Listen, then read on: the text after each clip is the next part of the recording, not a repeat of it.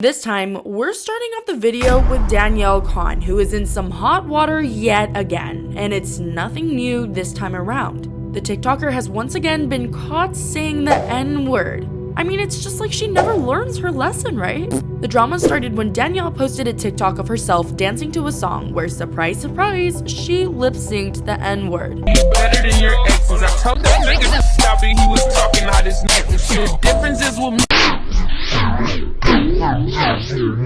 Yikes! Well, as expected, she soon started receiving a lot of hate, which is why Danielle ended up deleting the TikTok. And that's not all. She also went live on her Instagram to talk about the drama and to apologize for being racist. I know that a lot of people are mad at me, and I'm sorry.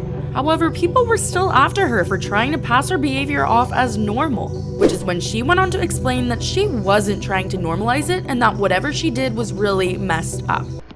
But I genuinely wasn't even paying attention, and that's my fault because I should have been paying attention to the song. She claimed that she would have never posted the TikTok if she actually did say it and mean it. She went on to admit that just because she was lip-syncing a song, that didn't make it okay for her to say the N-word. Cohn also talked about all the hate that she was getting, which was primarily why she decided to go live and apologize. However, people are really just taking her apology with a grain of salt, calling her out for apologizing only because she got caught. However, Danielle kept saying that she was genuinely apologetic for her behavior. What do you think about the whole drama?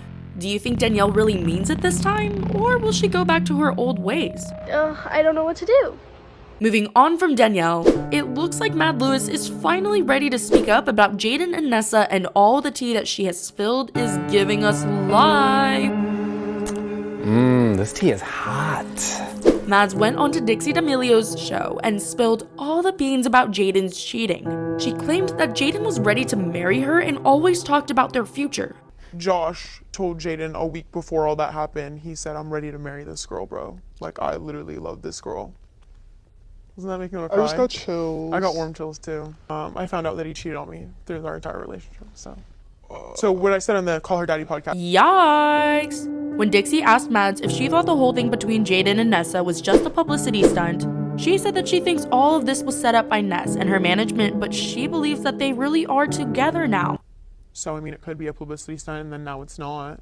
But you think it was a publicity stunt, set up by their teams, or do you? I think it was set up by Nessa and her management. Yeah. Because I think, you think she wants fame really bad. Yeah. Mads went on to call Jaden and Nessa out for making their whole relationship a publicity stunt. That's terrible.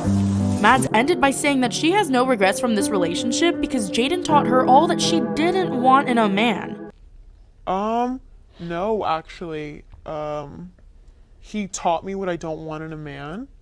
And the fact that I got to learn this young in my life is incredible because now I can watch out for those things and see those signs. And yes, go off, sis. She then said that Jaden never wanted to be seen with her or cared about her, and then he went behind her back, which is what made her realize that he was never the person she thought he was. Now, after Mads went off on Ness and Jaden and exposed how they hurt her, Nessa wasn't going to take this one sitting down, which is why she went on Instagram and posted a story captioned, "LOL, y'all believe anything," attacking all the people who were supporting Mads. But that move seems to have backfired because Nessa now has people calling her out for never explaining her side of the story. Then prove us wrong and say your side, said a person on Instagram, and we have to say we agree. While Mads hasn't clapped back since then, we know that this drama isn't going anywhere anytime soon. Speaking of the internet calling influencers out, Griffin Johnson has definitely joined the list, and things are not looking good for him at all. It all started when people noticed Johnson leaving some really inappropriate comments on the posts of an underage influencer who was 13 at the time Griffin was interacting with her, while he himself was 20 years old. What the hell, man? Why'd you do that? Well, after that, people started coming for Griffin, calling him out for his inappropriate behavior. Griffin actually went on and deleted his Twitter account and asked people to stop annoying him when they asked him to explain before he went off the radar. Well, Griffin's fans definitely clapped back and asked him to stop annoying them by constantly ignoring the situation. However, the influencer hasn't responded or reactivated his account since then. But to cool the situation down, Griffin's manager did come out and speak on his defense, saying that, quote, "To this day, I've been around thousands of people in Hollywood, and trust me, there's nobody better than Griffin Johnson." His manager, Michael Bruin, went on to talk about how Griffin was the sort of person who would do anything to help someone in need, and he's worked on himself for a year to humble himself and be the person that he is now.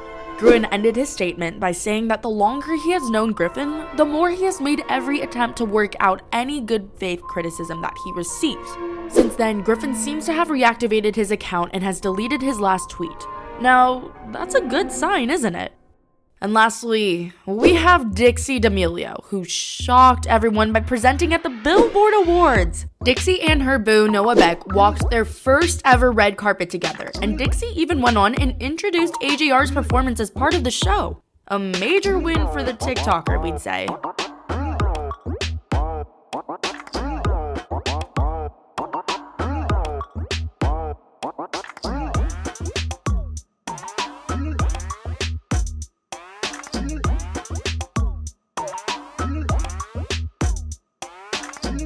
What?